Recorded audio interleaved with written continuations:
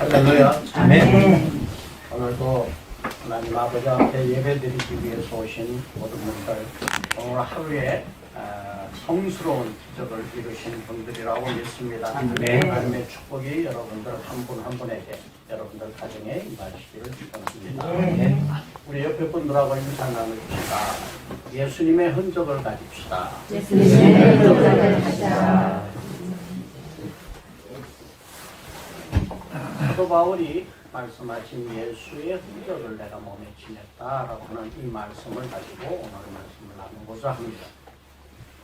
우리는 예수의 흔적을 가졌는가? 이 흔적이라고 하는 것은 어떤 몸의 상처가 아니라 내가 예수님을 위해서 무엇을 할 수 있었는가, 했는가라고 하는 그 말씀입니다. 어떤 분이 이런 말씀을 전했어요.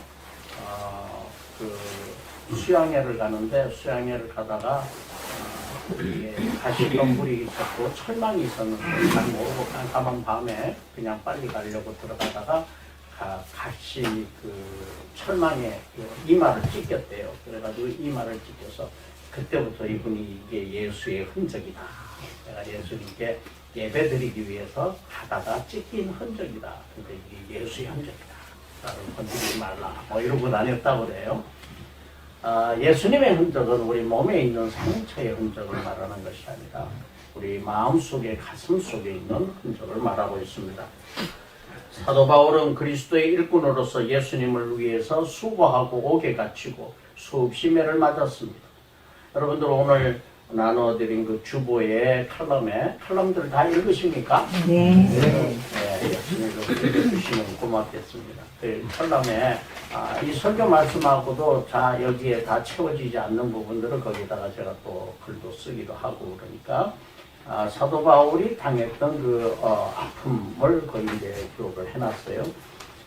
예수님은 골고다 언덕을 올라가시면서 창에 찔리고 고난을 받으시고 십자가 상에서 못 박히고 가시멸류관을 쓰신 그러한 사랑과 그리고 아픔의 그 흔적을 가지신 분입니다.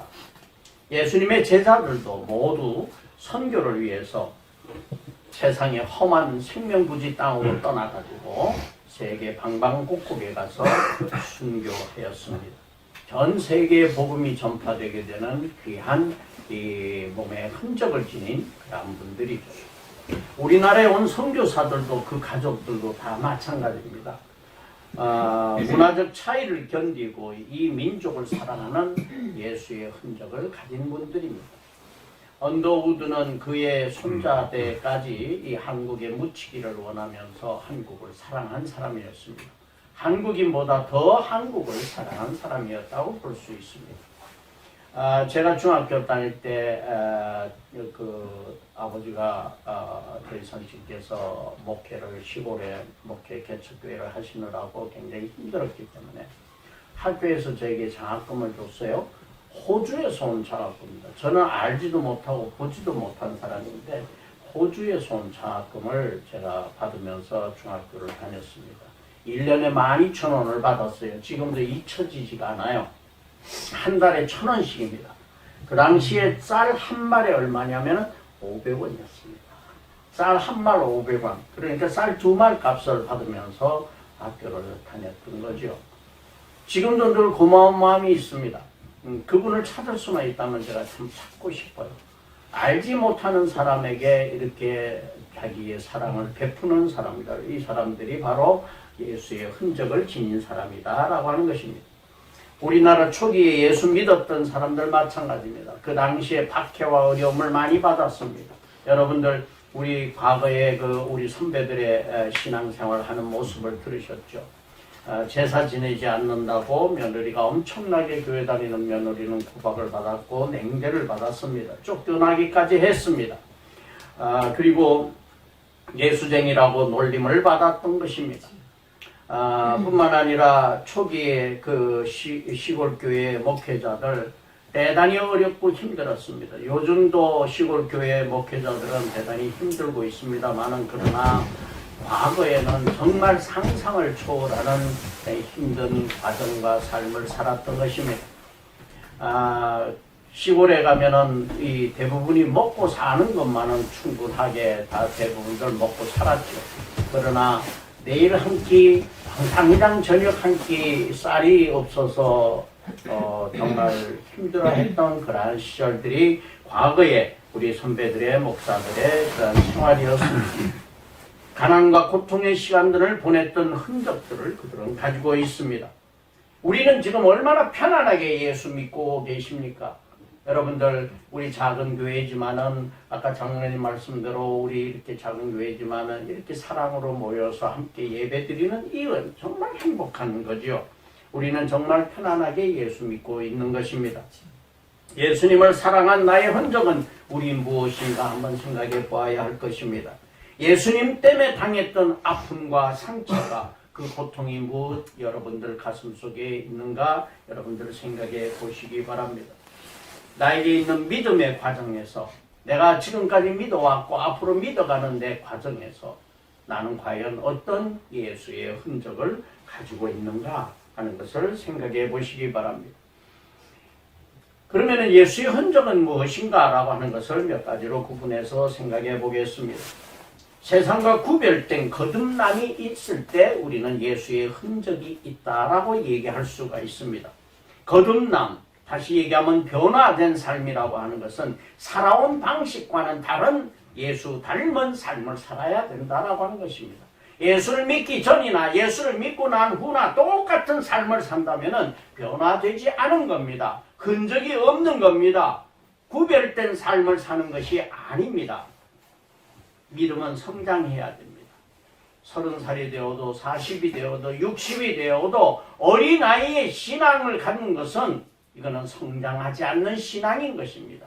변화해야 된다라고 하는 것입니다. 좀 더 가까이 예수님을 닮아가야 된다라고 하는 것이죠.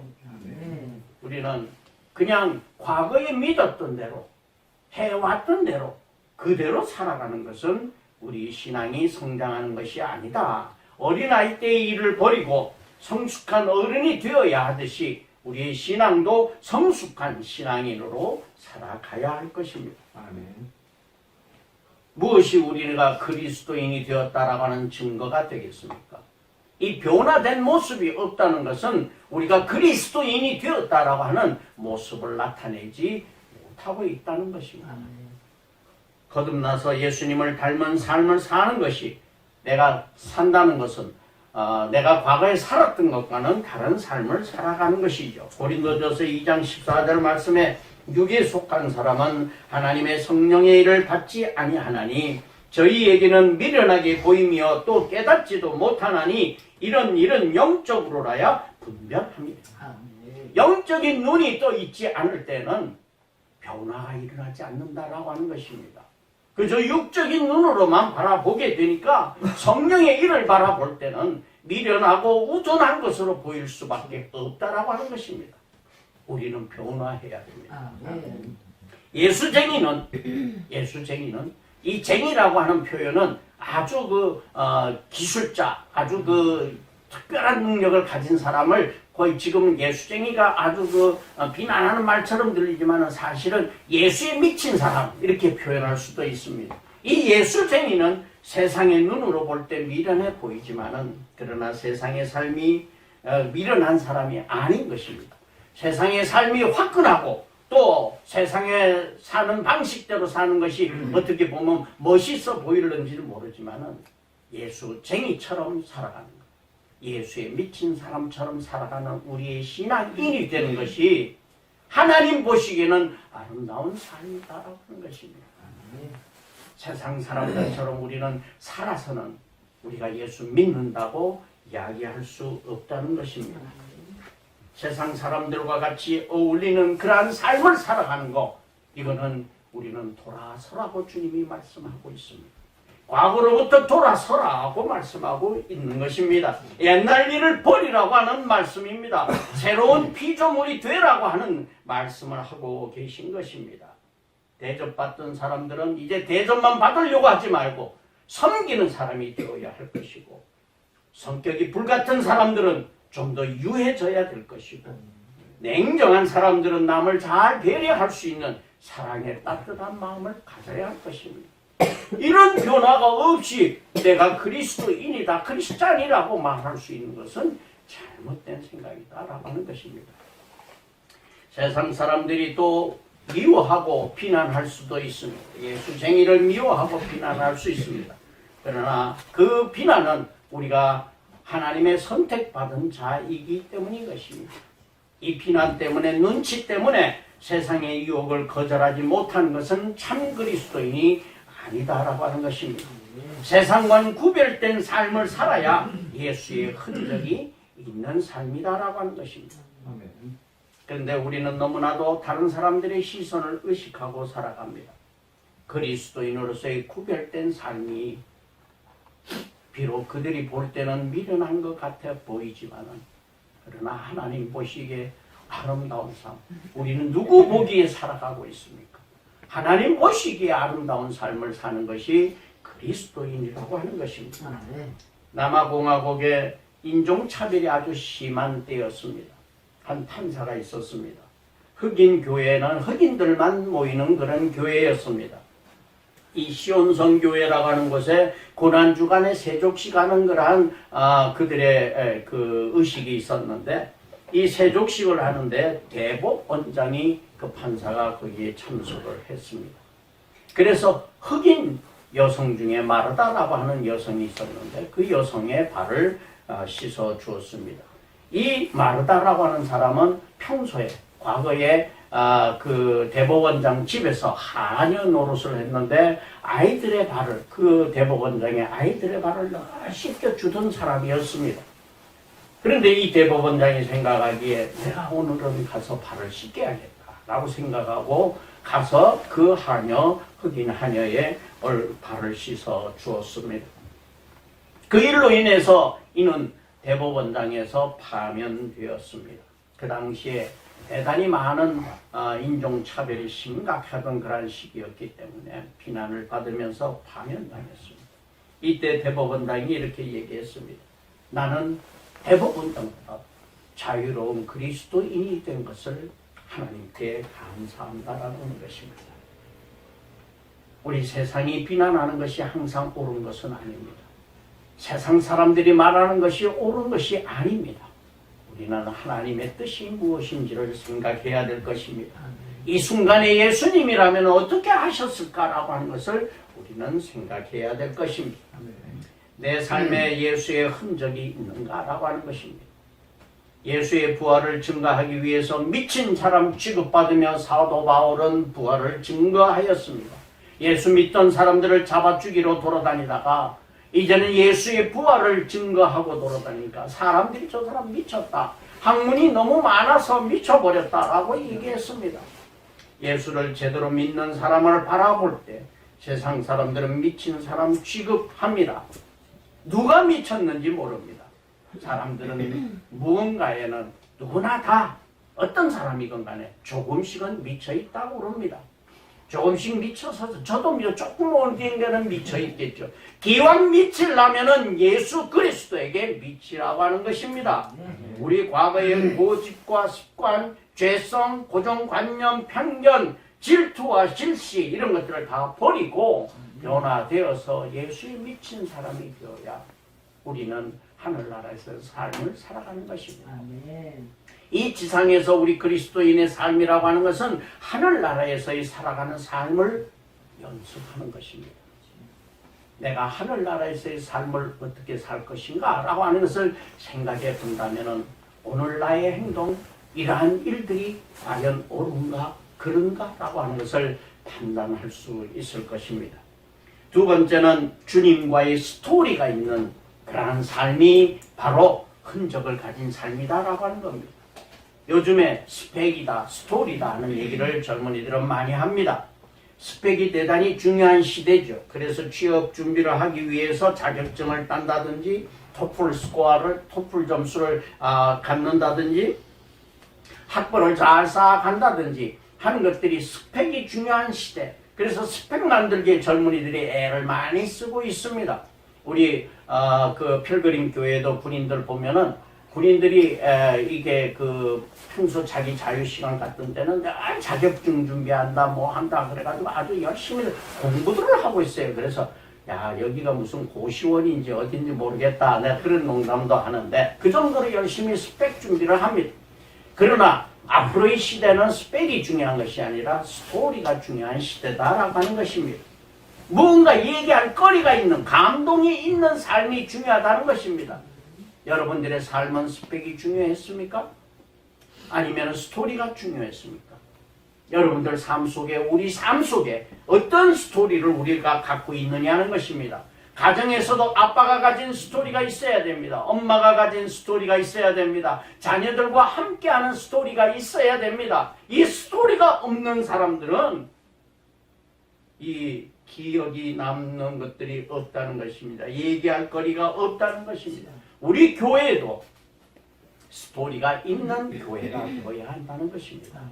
스펙이 중요한 게 아닙니다. 사람이 얼마나 모였느냐 중요한 게 아닙니다. 우리끼리의 스토리가 있어야 된다는 것입니다. 어떤 조직이건 어떤 사회건 간의 문화의 기본은 여러 가지가 있습니다. 뭐 리더십도 중요하고 또 어떤 의식도 중요하고 제도나 법 이런 것들도 다 중요합니다만은 그러나 그 조직에 가지고 있는 문화의 대표적인 것은 스토리가 어떤 스토리가 있느냐라고 하는 것입니다. 이것이 굉장히 중요한 조직을 활성화시키는 데 중요하죠. 우리의 삶 속에서도 이런 스토리가 필요한 것입니다. 이야기거리가 없는 노년들은 불쌍한 노년들입니다. 초라한 노년들입니다. 자녀들에게 또 이웃에게 아빠의 얘기, 엄마의 얘기 이 이야기거리가 있어야 된다는 것입니다. 자신의 스토리를 말할 것이 없는 사람들은 우리는 초라한 사람이라고 보여집니다. 신앙인들도 마찬가지입니다. 초라한 신앙은 어떤 신앙이냐? 하나님과 동행한 이야기가 없는 사람, 초라한 신앙입니다. 주님과 함께한 스토리가 없는 사람, 초라한 신앙인 것입니다. 욕심과 욕망만 가득하고 축복받는 데만 급급한 사람들, 남에게 상처만 주는 사람들, 이런 사람들은 초라한 신앙들인 것입니다. 불쌍한 사람들인 것입니다. 우리 하나님 앞에서 우리 이웃에게, 우리 같은 교인들의 교우들에게, 내 가정에서 내 자녀들에게 할 수 있는 스토리가 우리에게 있어야 되는 것입니다. 스펙보다는 스토리가 인생의 노년을 아름답게 만든다는 사실 우리는 기억해야 됩니다. 특별히 우리는 예수님과 나와의 스토리가 있어야 되는 것입니다. 크리스찬으로서 믿는 자로서 내가 예수를 믿는다는 사람으로서 과연 나는 예수님과 나와의 관계에서 무슨 스토리를 가졌는가? 여러분들 한번 가슴에 손을 얹고 생각해 보십시오. 나는 무슨 스토리가 있는가? 하나님과 깊은 동행의 시간을 가졌는가? 주님을 미친 듯이 사랑했던 기억이 있는가? 주님을 위해 내가 무엇을 했는가? 주님이 주신 물질, 마음, 시간, 재능 모든 것을 가지고 내가 무엇을 했는가? 생각해 보시기 바랍니다. 그런 스토리가 있어야 된다는 것입니다. 나는 언제 주님을 언제 어떻게 만났는가? 이 스토리를 만들어 가야 됩니다. 언제 주님의 사랑에 감격해서 눈물을 흘렸는가라고 하는 것입니다. 우리는 주님의 사랑에 감격하지 못한다면, 눈물 흘리지 못한다면 그것은 스토리가 없는 삶입니다. 스토리가 없는 신앙이라고 하는 것입니다. 나는 언제 주님의 사랑 때문에 잠 못 이루고 밤새도록 주님을 불러보았는가? 이런 스토리가 우리에게 있어야 된다라고 하는 것입니다. 앤소니 드 멜로우라고 하는 사람이 종교 박람회다라는 책에 이렇게 이야기가 있습니다. 믿은 지 얼마 안 되는 그 친구에게 어떤 사람이 질문을 합니다. 그래, 예수 믿는다는데 너 뭘 믿느냐? 이렇게 물었습니다. 그랬더니 이분이 하는 얘기가, 나는 잘 모르지만 나는 얼마나 내가 술주정뱅이였는가. 그래서 가정이 산산조각이 나버렸다. 그리고 아이들도 나를 무서워했다. 아내도 나를 무서워했다. 그러나 나는 이제 변화했다. 변화했다. 하나님이 나를 사랑하시고 내가 내 가족을 만나는 것이 행복하고 사랑스럽다. 라고 하는 변화를 나는 가져왔다. 예수가 뭔지는 누군지는 나는 잘 모르지만은 그러나 예수 믿고 난 뒤로부터 나는 내 가정을 사랑하게 되었고 내 가족들에게 나는 나의 이야기를 들려줄 수 있는 사랑의 이야기를 들려줄 수 있는 사람으로 변화했다라고 하는 것입니다. 우리는 믿는다는 것이 뭡니까? 예수 그리스도를 믿는다는 것이 무엇입니까? 예수를 얼마나 많이 알고 있느냐라고 하는 것, 지식을 얼마나 많이 공부했느냐는 것도 중요하지만 그것보다 더 중요한 것은 내가 어떻게 예수 닮은 삶을 살아가며 그런 모습으로 변화했는가 라고 하는 것이 중요한 것입니다. 변화하지 않고 머리만 커진 이런 신자들은 하나님이 기뻐하시지 않는다는 사실을 우리는 기억해야 될 것입니다. 도무지 변화하지 않는 사람들이 있습니다. 내 가슴 속에 잘난 내가 너무 많아서 변화하지 싫은 것입니다. 하지 않으려고 하는 것입니다.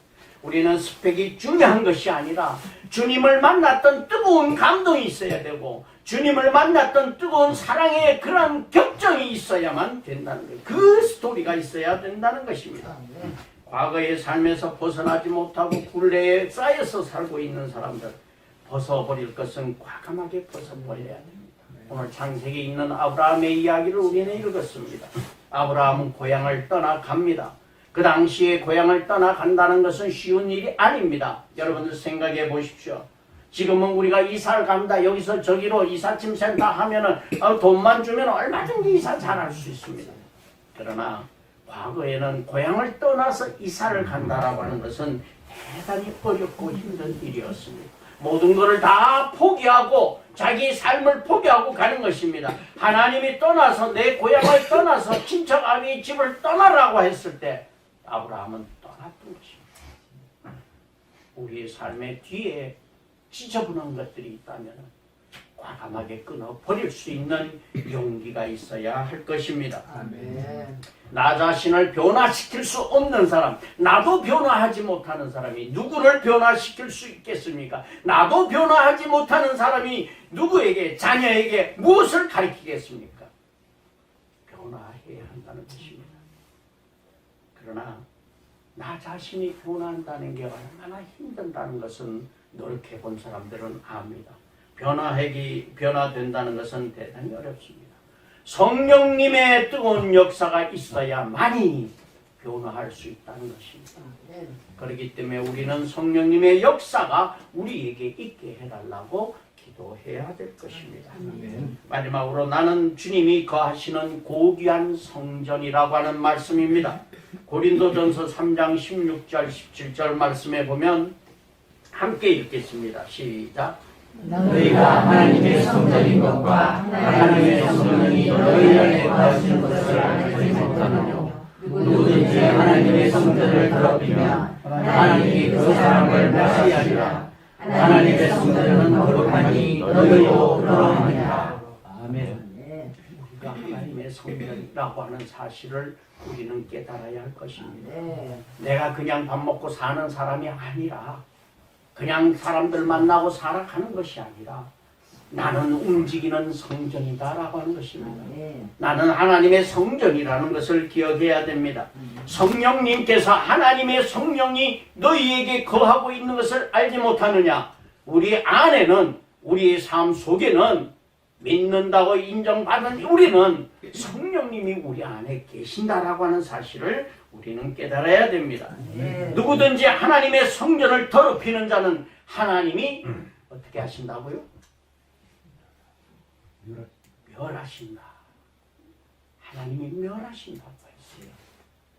우리의 몸을 더럽히고 우리의 마음을 더럽히는 자, 죄악으로 더럽히는 자들은 하나님이 멸하신다고 분명하게 말씀하고 있습니다. 하나님의 성전은 거룩한 곳입니다. 우리의 몸도 하나님의 성전이기 때문에 성령님이 거하시는 성전이기 때문에 거룩하라고 말씀하고 있습니다. 내 몸과 마음이 성전인 것입니다. 하나님은 이 성전 안에만 계신 것이 아니라 어느 곳에나 내가 움직이는 곳마다 하나님이 나와 동행하신다는 것입니다. 내가 있는 어디든지 하나님의 성전이 되는 것입니다. 구약시대의 성전은 법궤와 금촛대와 분향단과 진설병이 있어야 됩니다. 법궤는 하나님의 말씀입니다. 하나님의 말씀, 우리가 성전이기 때문에 우리는 항상 우리 속에 하나님의 말씀이 있어야 됩니다. 그래서 날마다 하나님의 말씀을 읽어야 한다는 것입니다. 하나님의 말씀이 없는 사람들은 법궤가 없는 성전과 같다라고 하는 것입니다. 금촛대는 성령을 비추는 하나님, 성령님의 조명인 것입니다. 말씀을 올바로 이해하고 실천하는 사람으로 변화하기 위해서 우리는 성령의 역사가 있어야 된다고 말씀드렸습니다. 이 성령의 역사는 주님과 함께 호흡하는 것을 말하고 있습니다. 깊은 호흡이 필요한 것입니다. 헥헥거리는 숨이 아니라 주님을 바라보며 주님과 내가 함께 깊은 호흡 속에 빠져서 함께 숨을 쉬며 살아간다는 그런 마음으로 우리는 살아야 할 것입니다. 그런 마음이 있어야 우리에게 변화가 일어난다라고 하는 것입니다. 분향단은 기도하며 찬양하는 것입니다. 그래서 우리가 필요한 것은 날마다 기도하는 삶입니다. 나에게 말씀하시는 이 하나님의 음성을 들을 수 있어야 된다는 것입니다. 기도는 일방적으로 내가 떠들어대는 것이 아니라 하나님께서 나에게 무슨 말씀을 하실 것인가, 그 미세한 음성이 무엇인가를 듣기 위해서 우리는 침묵해야 됩니다. 침묵하면서 우리는 귀를 열고 하나님의 음성을 들으시기를 바랍니다. 진설병은 하나님께 바치는 떡을 이야기하고 있습니다. 나눔을 이야기하고 있습니다. 우리는 우리와 이질적인 사람, 전혀 수준에 맞지 않는 사람, 우리 주위의 작은 자들을 위한 우리의 공간을 확보하라는 말씀입니다. 다시 얘기하면은 섬김과 봉사를 하라는 말씀입니다. 우리는 내가 할 수 있는 달란트, 내가 할 수 있는 능력이 무엇인가 라고 하는 것을 가지고 언제든지 기쁜 마음으로 우리는 섬김과 봉사를 해야 된다는 것입니다. 이럴 때 바로 우리는 이 하나님의 성전이 된다라고 하는 것입니다. 우리는 구별된 삶을 살아가야 할 것입니다. 세상의 가치를 거부해야 됩니다. 아브라함을 부르시어 고향을 떠나게 한 것처럼 우리 보고 과거로부터 떠나라고 말씀하고 계십니다. 변화되라고 말씀하고 계십니다. 이 변화는 과거를 청산하지 못하면 변화하지 못한 것입니다. 우리는 부르심에 합당한 삶을 갖기 위해서는 용기가 필요합니다. 청산할 수 있는 용기가 필요합니다. 변화할 수 있는 용기가 필요합니다. 하나님 앞에 좀 더 가까이 나가고 예수님을 좀 더 닮아가는 삶이 되기 위해서 우리는 노력해야 할 것입니다.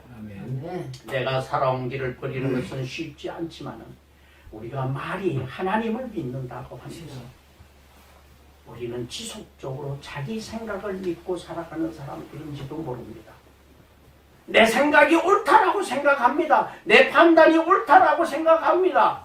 말씀은 그게 아니고 벗어나라, 변화하라, 돌아서라고 말씀하고 계시는데 내 생각이 옳다라고 생각하고 하나님을 믿는다고 하면서 내 생각을 믿고 살아가는 사람이 되어서야 우리가 어떻게 그리스도인이라고 말할 수 있겠습니까? 교회 공동체는 주님의 사랑 안에서 예배하고 기도하고 서로 사랑하며 섬기며 하나의 목표인 하나님 나라를 확장하는 일에 힘을 모으는 것이 교회 공동체입니다.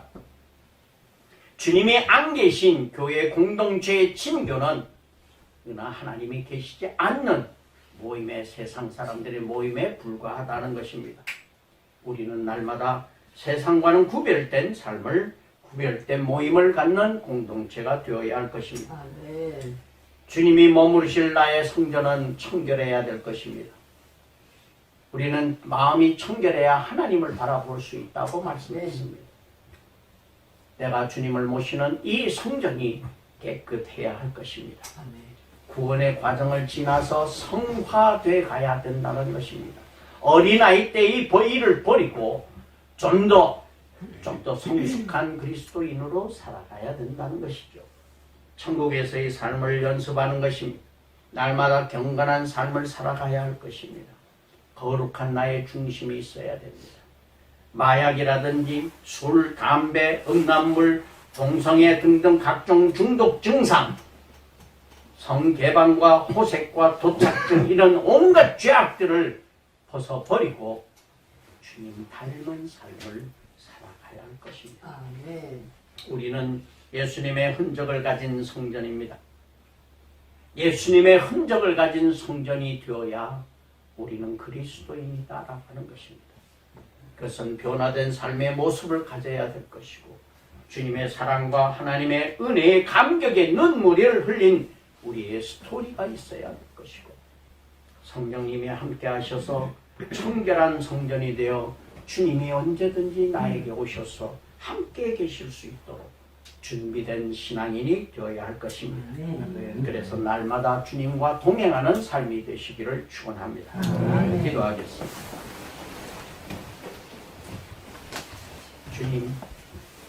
주님이 거하실 수 있는 성전이 되기 원합니다. 주님과 사랑에 빠진 우리의 스토리가 있기를 원합니다. 아멘. 주님, 변화된 삶을 살아가기를 원합니다. 아멘. 저희들은 미약합니다. 힘이 없고 연약합니다. 저희들의 의지가, 저희들의 생각이 저희들을 지배하고 있습니다. 성령님께서 함께하여 주시옵소서. 저희들의 삶의 변화가 있게 하여 주시고 아멘. 날마다 한 발짝 한 발짝 더 예수님 닮을 삶을 살아가는 귀한 은혜 있게 하여 주시옵소서. 아멘. 예수님 이름으로 기도 올려옵나이다. 아멘.